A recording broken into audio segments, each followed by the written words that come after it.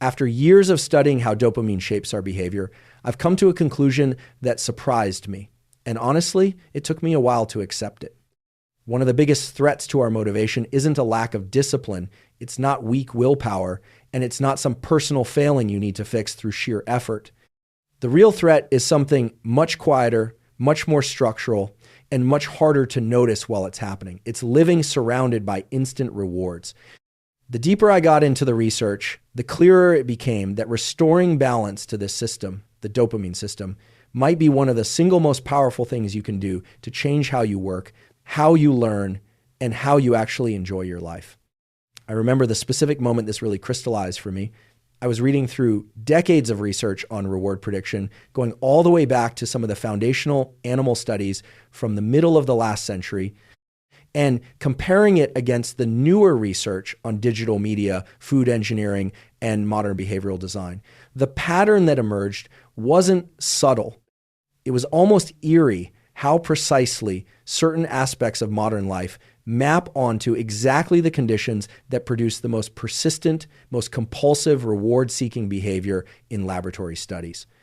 This isn't a coincidence, and understanding why is, I think, one of the more genuinely useful things I can share with you. I want to walk you through this carefully because dopamine is one of the most misunderstood molecules in popular science. Most people think of it as the pleasure chemical. You do something enjoyable, dopamine goes up, you feel good. That's not wrong exactly, but it's dramatically incomplete. And the incomplete version of the story is part of why so many people misunderstand what's actually happening to their motivation in a world full of smartphones, social media, streaming platforms, and food engineered to be maximally rewarding. Let's start with what dopamine actually does, because the real function of this molecule is not pleasure, it's prediction and motivation. Dopamine neurons, especially the ones in a part of the brain called the ventral tegmental area, which projects to the nucleus accumbens and prefrontal cortex, don't just fire when something good happens. They fire based on the difference between what you expected and what actually happened. This is called reward prediction error, and it's one of the most well-replicated findings in behavioral neuroscience over the last several decades. Here's a classic example from the foundational research in this area. If you give an animal a reward it didn't expect, dopamine neurons fire strongly. But if you repeat that same reward over and over in a predictable pattern, the dopamine response to receiving the reward itself gradually decreases. Instead, the dopamine signal shifts earlier in time, firing in response to the cue that predicts the reward is coming rather than the reward itself. And if you set up an expectation of reward and then the reward doesn't arrive, dopamine neurons actually show a dip below baseline. This is the mechanism underlying disappointment, and it's a critical piece of understanding what happens when reward delivery becomes unpredictable, which is exactly the situation most of us live in constantly now.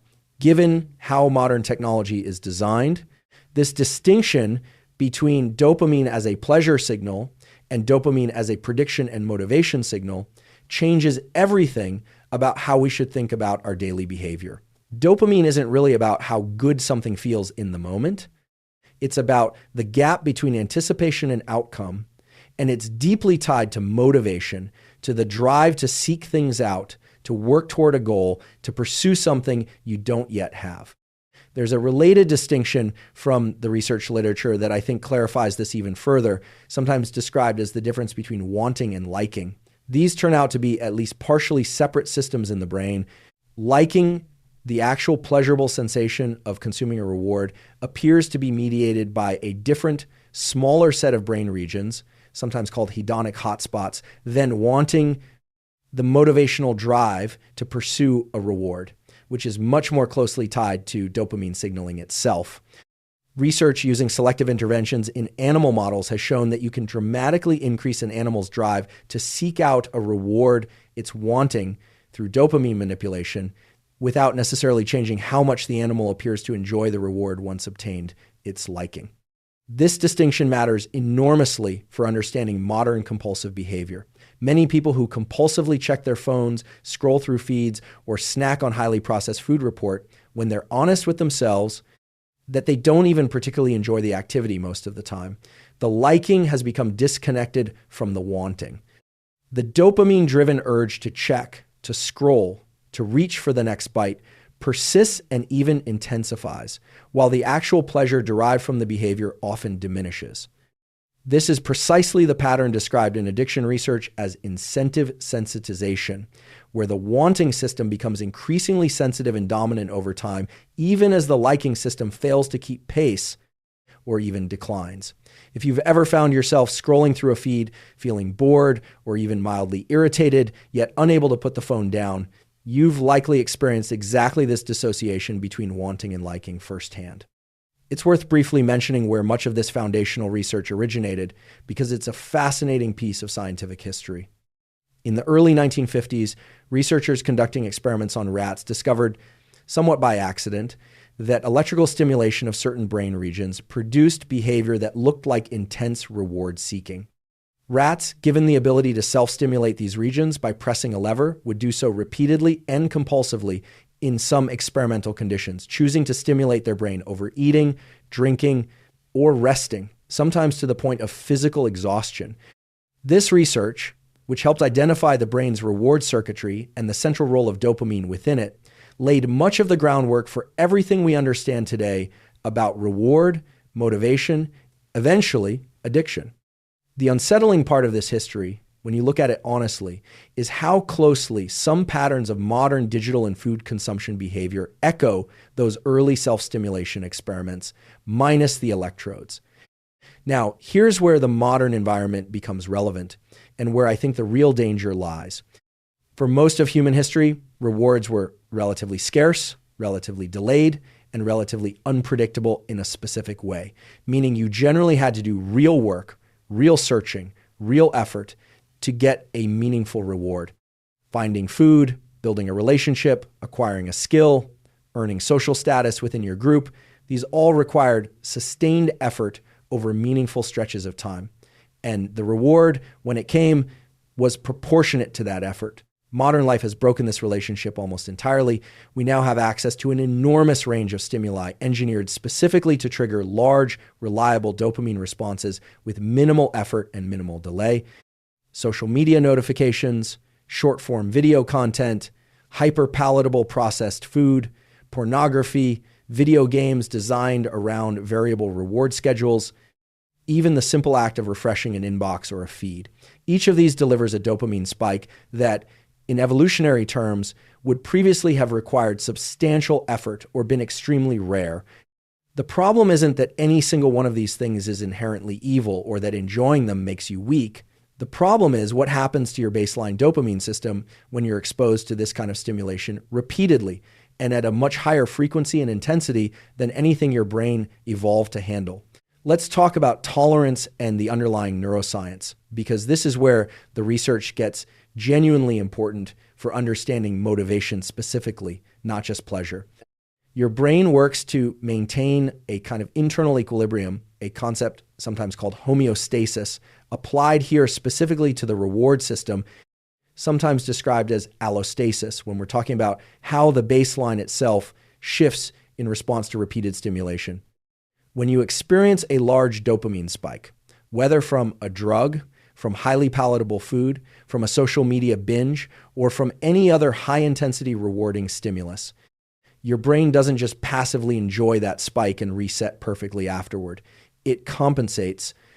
Specifically, research on the reward pathway has shown that repeated exposure to high dopamine stimuli leads to downregulation of dopamine receptors and changes in receptor sensitivity, essentially your brain's way of counteracting the surge and trying to restore its prior equilibrium. The consequence of this downregulation is that your baseline level of dopaminergic tone, the background level of reward system activity you experience in ordinary, everyday circumstances, drops. Things that used to feel enjoyable, a walk outside, a conversation with a friend, reading a book, focused work on a meaningful project, start to feel less rewarding because your baseline has shifted and your receptors have become less responsive. This state, where the ordinary pleasures and rewards of daily life feel flat or insufficient, is often described in the addiction and psychiatric literature using the term anhedonia, though I want to be careful here, because I'm not saying everyone experiencing this pattern has a diagnosable condition. I'm describing a dimensional shift, a directional change in how rewarding ordinary life feels that exists on a spectrum, and that a great many people in modern, hyperstimulated environments experience to some meaningful degree, even without meeting criteria for any clinical diagnosis. This is the mechanism I think most people miss entirely when they think about motivation and discipline. If you're finding it harder and harder to sit down and do focused, effortful work, if you're finding it harder to enjoy simple pleasures, if you're reaching for your phone constantly, not because you're truly enjoying it, but because you're chasing a baseline that keeps receding, the explanation isn't necessarily that you've become lazy or undisciplined. It may be that your dopamine system has recalibrated itself around a diet of high intensity, low effort stimulation, and ordinary effortful activities now sit below the threshold your brain currently requires to register as rewarding. I want to emphasize something important here, because this isn't a story about a small number of severely affected people. This is a description of a spectrum that applies to varying degrees to an enormous number of people living in modern digital environments, including, frankly, many people who would never think of themselves as having any kind of addiction or disorder. The mechanism I'm describing operates continuously in the background, shaped by ordinary daily habits like phone use, snacking patterns, and media consumption, not just by extreme or clinically significant behaviors. Let's talk specifically about what this does to motivation for effortful, meaningful work, because this is where I think the practical stakes become clearest. Sustained motivation for difficult tasks, writing, studying, building a skill, working through a challenging project, depends heavily on your brain's willingness to tolerate a period of low or absent reward in pursuit of a larger, delayed payoff.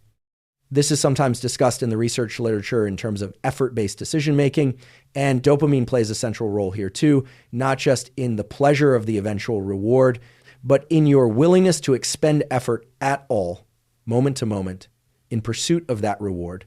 Research using effort-based choice tasks in both animal models and humans has repeatedly found that dopamine signaling in specific brain regions predicts willingness to exert effort for a reward, independent of how much someone reports enjoying the reward itself. Dopamine also plays a well-documented role in learning itself, beyond simple motivation, which adds another layer to why this matters so much for anyone trying to build a skill or absorb new information.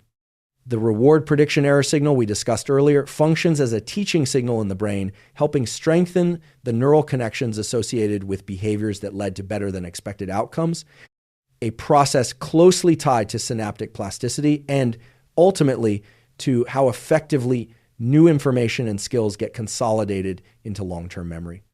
Some research has found that dopamine release during and shortly after a learning experience enhances the consolidation of that material, which is part of why genuine engagement and a sense of meaningful progress during learning appears to support better retention than passive, low engagement exposure to the same material.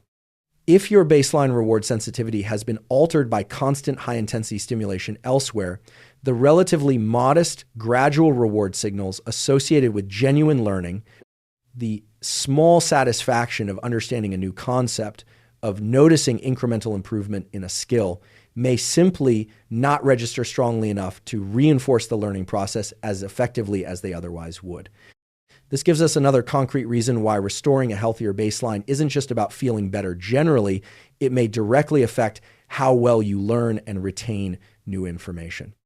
If your dopamine system has recalibrated around a pattern of frequent, low effort, high intensity stimulation, the relative appeal of a slow, effortful task with a delayed reward becomes even less competitive than it already was. Writing a report feels unbearably slow compared to a 15-second video. Studying for an exam feels almost painfully unrewarding compared to a notification-driven scroll session. This isn't a moral failing. It's a predictable consequence of training your reward system on a very specific diet of stimulation and then asking it to suddenly find slower, effortful activities compelling by comparison. There's also a specific mechanism worth understanding around what's called variable ratio reinforcement, a concept from behavioral psychology going back decades, well before smartphones existed. Rewards that arrive unpredictably, rather than on a fixed, predictable schedule, produce a particularly persistent and hard to extinguish pattern of behavior. This is part of why slot machines are so effective at capturing sustained engagement, and it's precisely the mechanism underlying the design of many social media feeds, notification systems, and mobile games. You don't know exactly when the next interesting post, like, or message will appear, so you keep checking. This isn't an accident of design. Understanding variable reward schedules and their effect on behavior is well-established science, and there is substantial, well-documented evidence that this knowledge has directly informed the design choices behind many widely used digital products. I want to spend a moment specifically on food, because I think it deserves its own attention here, separate from the digital and social media discussion, even though the underlying mechanism is closely related. Modern industrially processed food is frequently engineered through careful combination of fat, sugar, salt, and texture to produce a level of palatability that rarely, if ever, occurs in naturally available foods. Researchers studying this phenomenon have used the term hyperpalatable to describe foods combining these elements in ratios and concentrations that appear to more strongly activate reward circuitry than any single whole food typically would on its own. This isn't a moral judgment about people who eat processed food. It's a description of a genuine engineering effort undertaken deliberately by food scientists working to maximize what's sometimes internally referred to in the industry as the bliss point, the specific combination of ingredients that produces maximum consumption and repeat purchasing. The dopamine-relevant consequence of this is similar to what we've discussed with digital media. Frequent exposure to hyperpalatable food appears based on research in both animal models and human neuroimaging studies to produce similar patterns of receptor downregulation and altered reward sensitivity as we see with other high-intensity reward sources. Some studies using functional imaging have found that individuals who frequently consume hyperpalatable food show reduced striatal dopamine receptor availability compared to those who consume more of a whole food, less processed diet, a pattern that in some ways parallels findings in substance use research. Though I want to be careful not to overstate the equivalence, since food and drugs of abuse clearly differ in many important respects, and food, unlike most substances of abuse, is something we obviously must consume regularly to survive. This is part of why simply telling someone to eat less or to exercise more willpower around food often fails as an intervention on its own. If someone's baseline reward sensitivity has recalibrated around frequent hyperpalatable food exposure, willpower is fighting against an altered physiological baseline, not against a simple absence of moral fortitude. The more productive intervention, consistent with everything we've discussed about the broader reward system, involves reducing the frequency of exposure to these specific engineered foods, allowing baseline sensitivity to gradually recover, which in turn makes whole, less processed foods and the effort of preparing them feel more genuinely satisfying by comparison. Now, I want to be careful and precise here because I don't want to overstate the case in a way that isn't supported by the evidence or that turns this into a moral panic rather than a scientific discussion. The idea that phones and social media are uniquely, catastrophically rewiring an entire generation's brains in some irreversible way goes beyond what the current evidence actually supports. The research on the specific long-term neurological effects of heavy digital media use in humans is still developing, and much of it relies on correlational data, self-report measures, and relatively short-term studies, rather than the kind of long-term, causally clear evidence we'd ideally want. What I'm describing here is a well-supported general mechanism, dopamine sensitization and desensitization dynamics, effort-based decision-making, and variable reward reinforcement, applied to a modern environment that plausibly interacts with that mechanism in a meaningful way. I think the mechanism is solid. I want to be honest that some of the specific claims about smartphones and attention spans that circulate in popular media go further than the current evidence cleanly supports. It's also worth briefly noting the relationship between stress and this entire system, since the two interact in ways that can either compound or help address the pattern we've been discussing. Chronic stress has been shown in various studies to alter dopaminergic signaling and, interestingly, reaching for a quick, high-intensity reward, checking a phone, eating something highly palatable, is a very common and understandable coping response to stress and negative affect in the moment. This creates something of a feedback loop for a lot of people.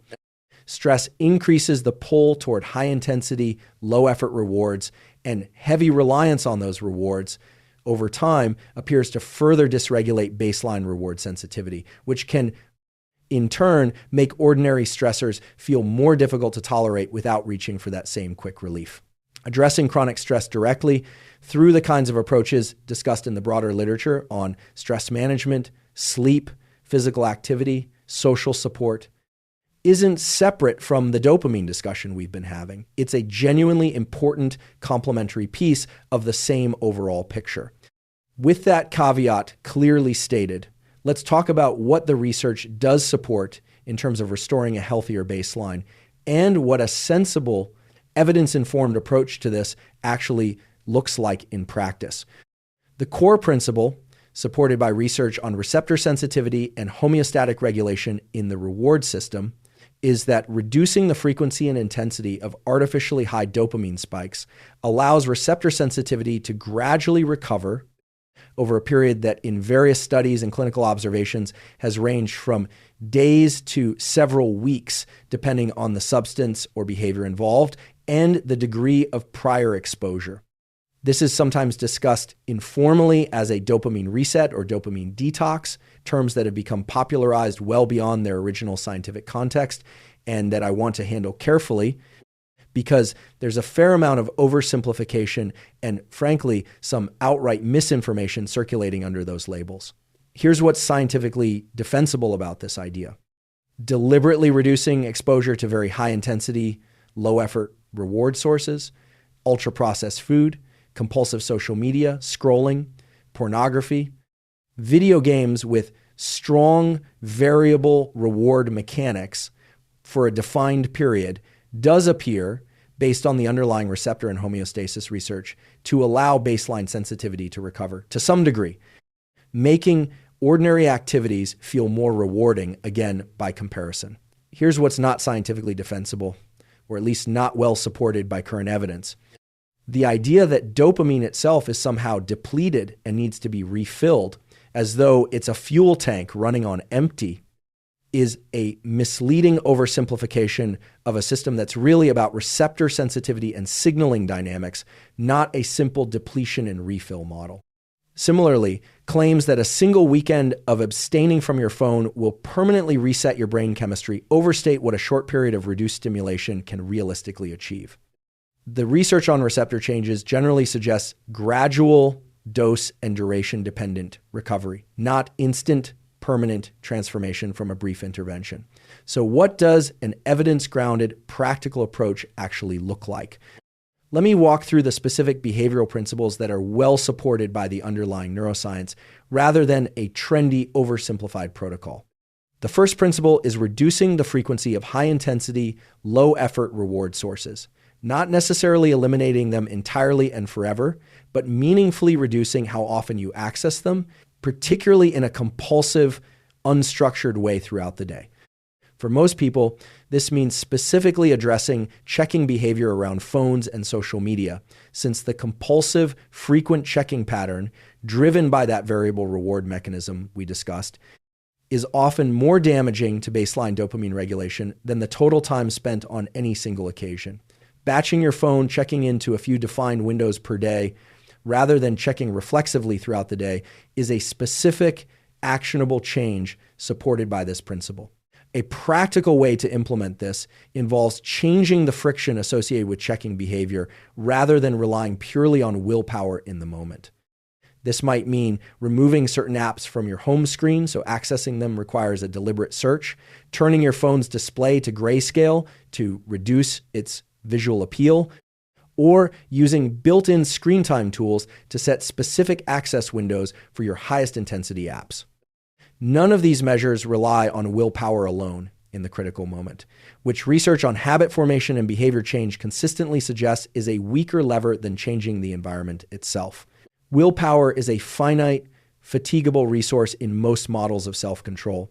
While environmental friction operates continuously, without requiring ongoing conscious effort every single time the urge arises. The second principle involves reintroducing effort into your reward-seeking behavior. Research on effort-based decision-making and dopamine suggests that rewards you've worked for, even modestly, tend to be experienced as more satisfying and appear to engage the reward system in a healthier, more sustainable way than rewards delivered with zero effort. This is part of the underlying logic behind why a meal you cooked yourself often feels more satisfying than the same meal delivered to your door, and why completing a challenging workout tends to produce a more durable sense of satisfaction than passively consuming entertainment for the same amount of time. Deliberately building small amounts of effort back into your daily rewards, walking to get your coffee instead of having it delivered, cooking instead of ordering, reading a physical book instead of scrolling, isn't about self-punishment. It's about recalibrating your reward system toward a pattern that's more sustainable and that better supports motivation for larger, more meaningful goals.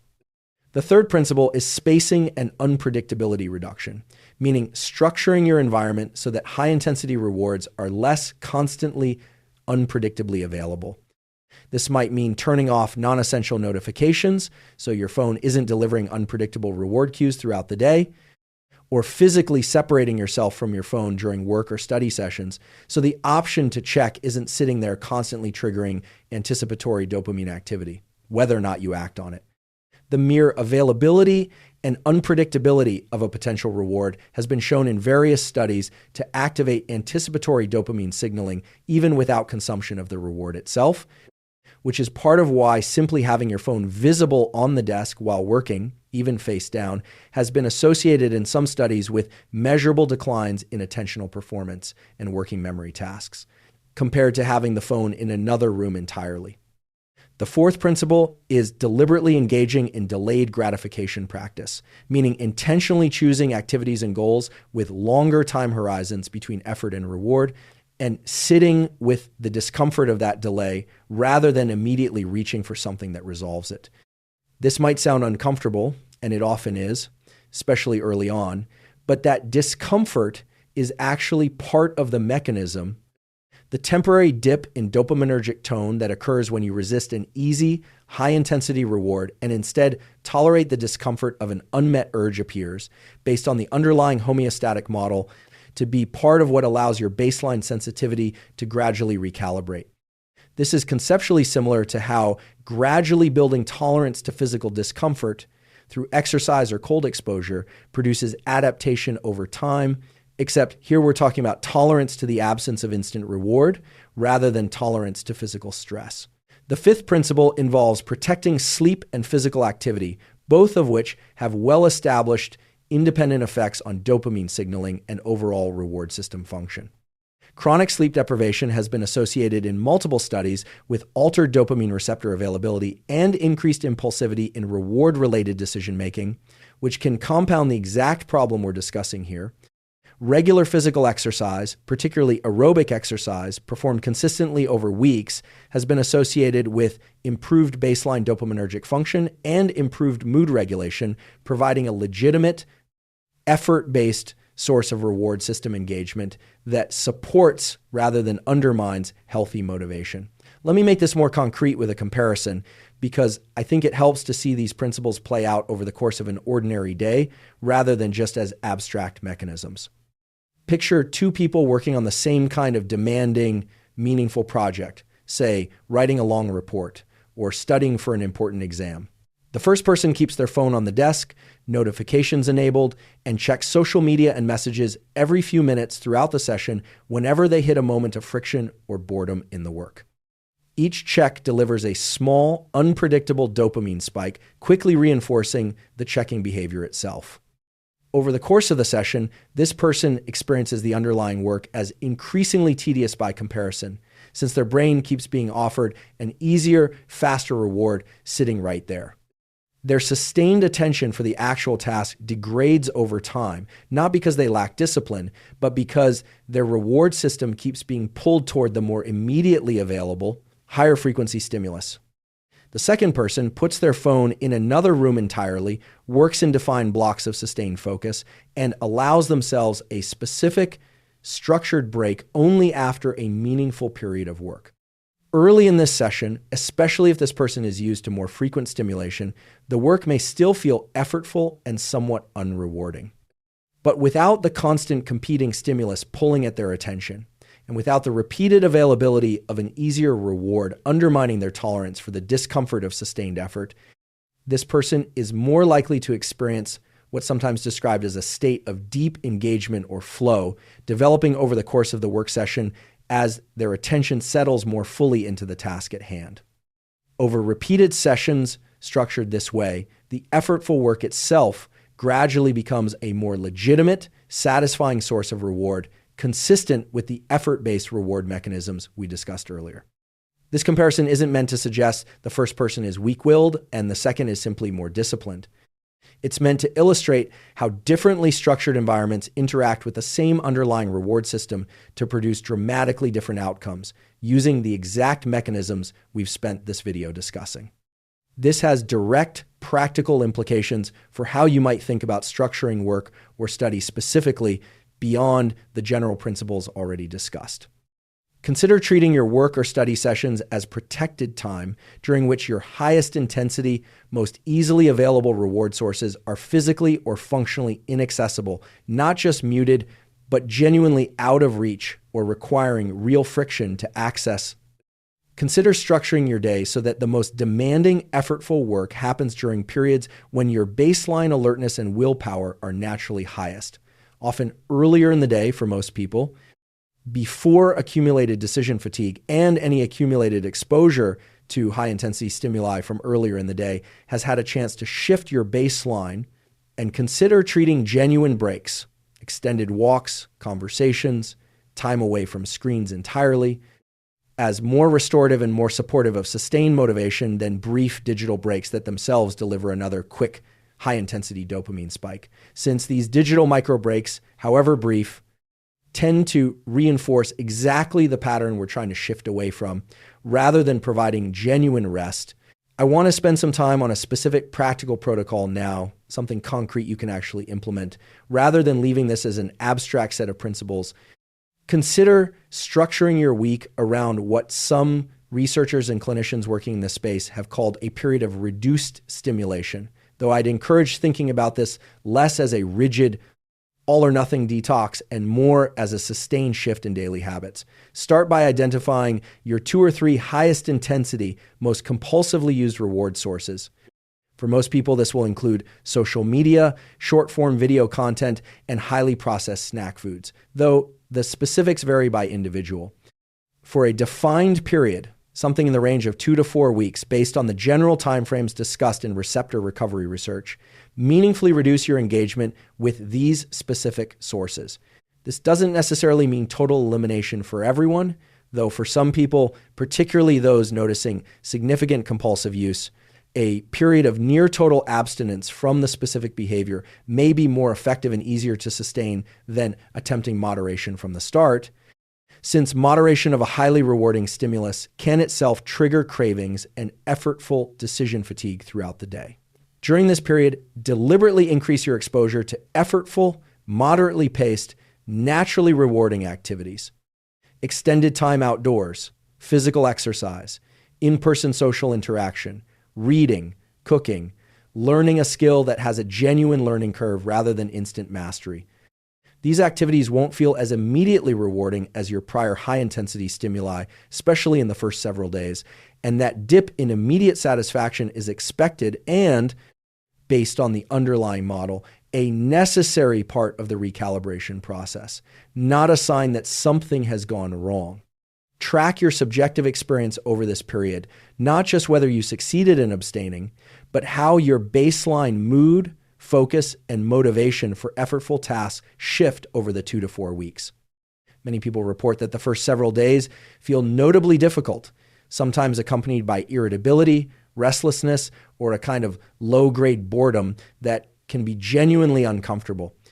This is consistent with what we'd expect from a system recalibrating its baseline sensitivity.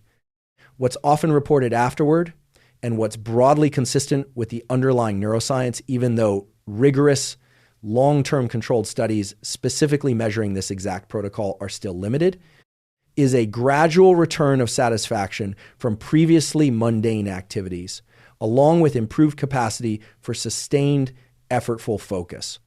Throughout this process, I'd also encourage keeping a simple written log, even just a few lines each day, noting your mood, your energy, your ability to focus on effortful tasks, and any cravings or urges you notice around your identified high-intensity reward sources.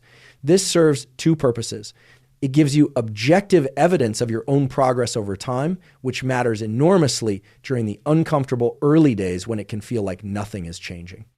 And it helps you identify specific patterns, certain times of day, certain emotional states, certain environments that tend to trigger the strongest urges toward your highest intensity reward sources. Information that's genuinely useful for structuring your environment more effectively going forward. After this initial period, rather than returning to your prior pattern of unstructured, constant access, consider reintroducing these stimuli in a more structured, intentional way. Specific time windows for social media rather than unlimited access throughout the day. Deliberate, planned indulgence in highly palatable food rather than constant, low-level snacking availability. The goal isn't permanent abstinence from anything enjoyable. It's restoring a healthier relationship between effort and reward so that your motivation for meaningful, effortful work isn't constantly competing against a background hum of easily available, high-intensity stimulation. Let me address a few questions that tend to come up whenever this topic is discussed, because I think the answers add useful nuance to everything we've covered so far. One question that comes up often involves caffeine, since it's such a widely used everyday substance, and people wonder whether it fits into this picture. Caffeine works through a different primary mechanism than the dopamine dynamics we've discussed, mainly by blocking adenosine receptors rather than directly flooding dopamine pathways, though it does have secondary effects on dopamine signaling as well. Moderate caffeine use, within commonly recommended limits, doesn't appear in the research to produce the same kind of dramatic receptor downregulation we've discussed with more intensely rewarding stimuli, and most people do develop some tolerance to caffeine's alerting effects without it substantially undermining their broader capacity for effortful, motivated behavior. That said, using caffeine specifically to compensate for chronically poor sleep rather than addressing the sleep itself can mask a problem that, as we discussed earlier, independently affects dopamine function and reward sensitivity in its own right. So it's worth being honest with yourself about which of these two situations actually applies to your own caffeine use. Someone will often ask about social media specifically and whether it's fundamentally different from other high-intensity reward sources we've discussed, like food or entertainment. There is a genuinely distinct element worth mentioning, which is the social comparison and social status component. Beyond the basic variable reward mechanism we discussed, social media platforms also engage reward circuitry through social feedback, likes, comments, follower counts that taps into deeply rooted, evolutionarily old systems for tracking social standing and belonging within a group. Research on social feedback and reward has found that receiving positive social feedback activates very similar reward pathways to other forms of reward we've discussed, which is part of why social media can feel particularly difficult to moderate compared to, say, a single-player video game or a piece of entertainment without a social feedback component built in. This doesn't make social media uniquely evil, but it does mean the underlying reward mechanism is somewhat more layered and, for many people, somewhat more difficult to disengage from than simpler forms of high-intensity stimulation. Another common question involves children and teenagers and whether the developing brain is more vulnerable to these dynamics than an adult brain. The research on adolescent neurodevelopment does suggest that the prefrontal cortex, the brain region most associated with impulse control, effortful decision-making, and weighing long-term consequences against short-term reward, continues developing throughout adolescence and into the mid-20s, while reward circuitry itself matures earlier. This developmental mismatch has been proposed by researchers as one reason adolescents may be particularly susceptible to compulsive engagement with high-intensity reward sources, since the brain systems responsible for restraint are still relatively underdeveloped compared to the systems driving reward seeking. This is an active area of ongoing research, and while I want to be careful not to overstate any single study's findings, the general principle of a still developing prefrontal cortex combined with a fully reactive reward system is a reasonably well-supported picture from developmental neuroscience, and it's part of why many researchers and clinicians recommend particular caution and more active structure around high-intensity digital stimulation for children and teenagers specifically compared to adults. People also frequently ask whether it's possible to become desensitized to this discussion itself, meaning whether simply knowing about these mechanisms intellectually is enough to change behavior. Unfortunately, the honest answer is no, not on its own. Understanding a mechanism is necessary but not sufficient for behavior change, since the compulsive checking and seeking behaviors we've discussed are driven by reward circuitry that operates largely automatically and doesn't respond directly to intellectual insight alone. This is why the practical protocol matters so much. Actual structural and environmental changes, not just increased awareness, are what appear to produce meaningful, lasting shifts in the system based on everything we understand about how these behaviors are reinforced. Finally, people often ask how to tell the difference between a normal, healthy enjoyment of modern conveniences and entertainment and a pattern that's genuinely undermining their motivation and well-being. A reasonable practical marker worth considering is whether you can comfortably go without a given behavior or substance for a defined period, say a few days, without significant distress, preoccupation, or a strong compulsive urge to return to it. If attempting even a brief, deliberate pause produces a level of discomfort, irritability, or preoccupation that feels disproportionate to the actual importance of the activity, that's a reasonably good signal that your relationship with that specific reward source has shifted toward the compulsive end of the spectrum we've been discussing, and that some of the principles in this video are likely to be particularly relevant for you. I do want to address supplements and medications briefly, since this topic often comes up in discussions of dopamine and motivation.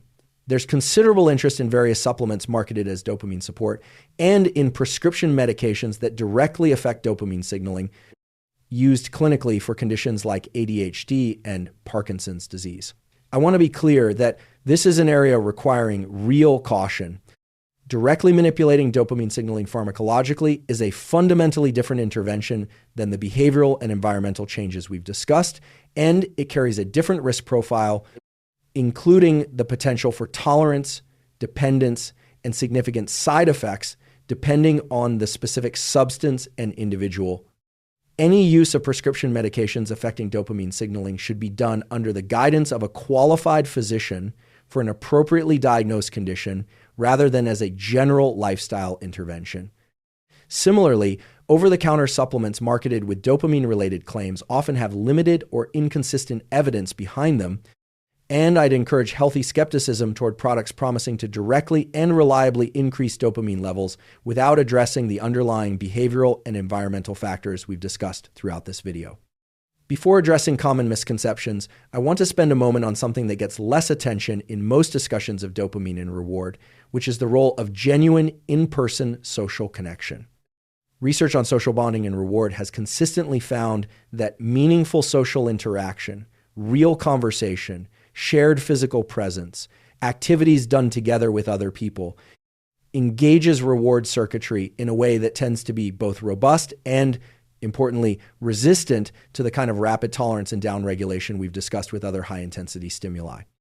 Some researchers have proposed that this relative resistance to tolerance is tied to the involvement of additional neurochemical systems beyond dopamine alone, including oxytocin and endogenous opioid signaling, which appear to support a more stable, sustained form of reward compared to the more volatile dopamine spikes associated with notifications, food, or solitary digital consumption.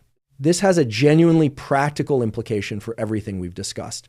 If you're looking for a naturally rewarding activity to fill the space left by reducing your highest intensity digital and food-related reward sources, prioritizing real, in-person social connection appears to be one of the more evidence-supported options available, both because of its independent, substantial benefits for mood and well-being, And because it seems to interact with the reward system in a way that's less prone to the compulsive escalation we've spent so much of this video describing, this doesn't mean digital communication with friends and family has no value. Clearly it does, particularly for maintaining relationships across distance. But it's worth being honest that scrolling through social media, observing other people's lives passively, is a fundamentally different activity, engaging the reward system quite differently than actual reciprocal conversation and shared presence with another person. Let me also address a common misconception directly, because I think it's important. This entire framework isn't an argument that pleasure, entertainment, or enjoyable, low-effort activities are inherently bad or something to be eliminated from a well-lived life. Rest, entertainment, and genuine relaxation are legitimate and valuable parts of a healthy life, and there's nothing wrong with enjoying a show, a game, or your phone. The issue isn't the existence of these activities. It's the frequency, intensity, and unpredictability with which many of us now engage with them, often compulsively and almost continuously throughout the day, in a way that recalibrates our baseline reward sensitivity and undermines our capacity for sustained, effortful engagement with the rest of our lives. Moderation and intentional structure, not total elimination, is the sustainable, evidence-supported target for the vast majority of people. I also want to be honest about individual variation here.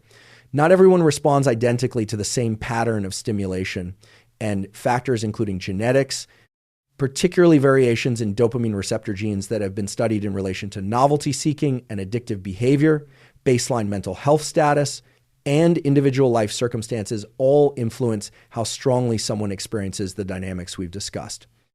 If you're finding that your relationship with your phone, food, or any other high-intensity reward source feels genuinely compulsive, distressing, or difficult to change despite repeated attempts, this is a situation where speaking with a mental health professional or physician is a more appropriate step than attempting to address it solely through the general principles described in this video. What I've described here is a broadly applicable framework based on well-established neuroscience, not a substitute for individualized clinical care when that's genuinely needed. I'll add one more layer of nuance to this individual variation point because I think it's genuinely important and often gets flattened in popular discussions of this topic. Baseline mental health conditions, including depression and anxiety, have complex bidirectional relationships with reward system function. Depression, for instance, is itself associated in the research literature with altered dopaminergic signaling and reduced sensitivity to reward, a pattern that can look superficially similar to some of what we've described here, but that arises from a different underlying cause and generally requires a different, more clinically focused approach than the general behavioral principles in this video. This is precisely why I keep emphasizing that if what you're experiencing feels significant, persistent, and resistant to change through general lifestyle adjustments, involving a qualified professional is the more appropriate and more likely to be effective path forward, rather than assuming the general framework described here will necessarily be sufficient on its own. Let me bring this back to where we started. The threat to your motivation that I've spent this entire video describing isn't a character flaw. It's not evidence that you're lazy, weak-willed, or fundamentally undisciplined. It's a predictable, well-understood consequence of a reward system that evolved in an environment of relative scarcity and effort, now operating inside an environment engineered, often quite deliberately, to deliver maximum reward for minimum effort on an unpredictable schedule that keeps you coming back. Understanding this mechanism doesn't mean you're powerless against it. If anything, the opposite is true. Once you understand that your flagging motivation for meaningful work, your difficulty enjoying simple pleasures, your compulsive reaching for your phone are downstream consequences of a specific describable neurochemical pattern, you gain something valuable, a clear, actionable target for change rather than a vague sense that you simply need to try harder. Reduce the frequency and intensity of your highest intensity, lowest effort reward sources. Reintroduce effort into how you seek out reward. Structure your environment to reduce unpredictable, constant access to high-intensity stimulation. Practice tolerating the discomfort of delayed gratification deliberately and repeatedly. Protect your sleep and stay physically active, both of which support healthy dopamine function independent of everything else we've discussed. and give this process real time, weeks rather than days, since the underlying receptor and sensitivity changes we're describing happen gradually, not instantly. This isn't about becoming a monk or eliminating pleasure and enjoyment from your life. It's about restoring a healthier, more balanced relationship between effort and reward, one that supports your capacity for the kind of sustained, meaningful engagement with work, learning, and relationships that ultimately produces a far deeper and more durable sense of satisfaction than anything an infinite scroll or a notification can offer.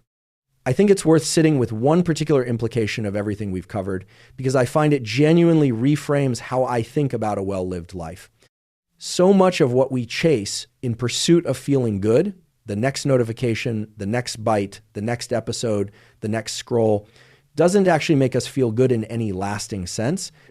It simply relieves, briefly, the discomfort of a baseline that's been pulled downward by the very pattern of seeking we're engaged in. This is a strange kind of trap because it doesn't feel like suffering in any dramatic sense. It feels like ordinary modern life. Mildly bored, mildly restless, reaching for the next small hit of stimulation almost automatically without much conscious deliberation at all. Recognizing this pattern for what it is, a predictable consequence of a mismatch between an ancient reward system and an engineered modern environment, is itself a kind of freedom because it turns something that felt like an unchangeable personality trait into something you can actually work with deliberately and with real evidence behind the approach. The research is clear that this system can recalibrate. Baseline sensitivity isn't fixed, it shifts in both directions. Downward with heavy exposure to high-intensity stimulation, and back upward again with sustained reduction in that exposure and a deliberate reintroduction of effort into how you pursue reward. This isn't a fast process, and I don't want to promise you a dramatic transformation within a few days, since that would be overstating what the underlying research actually supports. But over weeks, with consistent, deliberate, structural changes to how and how often you engage with the highest intensity reward sources in your life, the research on receptor sensitivity and behavioral change gives real reason to expect meaningful improvement, both in how rewarding ordinary life feels and in your capacity for sustained, effortful engagement with the things that matter most to you. Thanks for watching. I'll see you in the next one.